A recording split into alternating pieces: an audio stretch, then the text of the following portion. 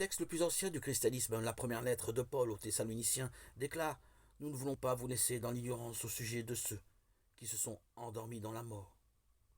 Il ne faut pas que vous soyez abattus comme les autres, qui n'ont pas d'espérance. Jésus, nous le croyons, est mort et ressuscité.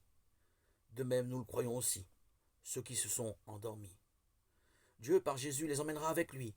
Les premiers chrétiens pensaient que le retour du Christ était imminent.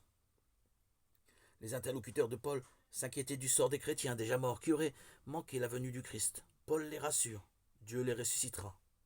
Alors tous, les fidèles déjà morts et ceux qui sont encore en vie rencontreront le Seigneur.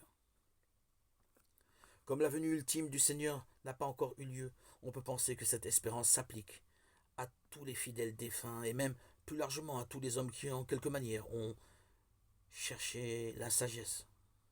Selon le dernier livre de l'Ancien Testament, déjà, la sagesse personnifiée se laisse trouver par ceux qui la cherchent et vient à leur rencontre, dans chacune de leurs pensées, avec un visage souriant. Dans la parabole des jeunes filles invitées à des noces, retentit le cri: Voici l'époux. Sortez à sa rencontre. Cet époux ne peut être que Jésus lui-même qui accueille dans le royaume des cieux, c'est-à-dire de Dieu. L'accent est mis ici sur la nécessité de la vigilance. La dureté apparente de l'époux qui rejette les négligentes ne doit pas nous effrayer, mais nous stimuler. La parabole veut exhorter tous les humains à se préparer à cette rencontre durant leur vie sur cette terre. Ils sont invités à tenir leur lampe allumée, à désirer vivement rencontrer l'époux.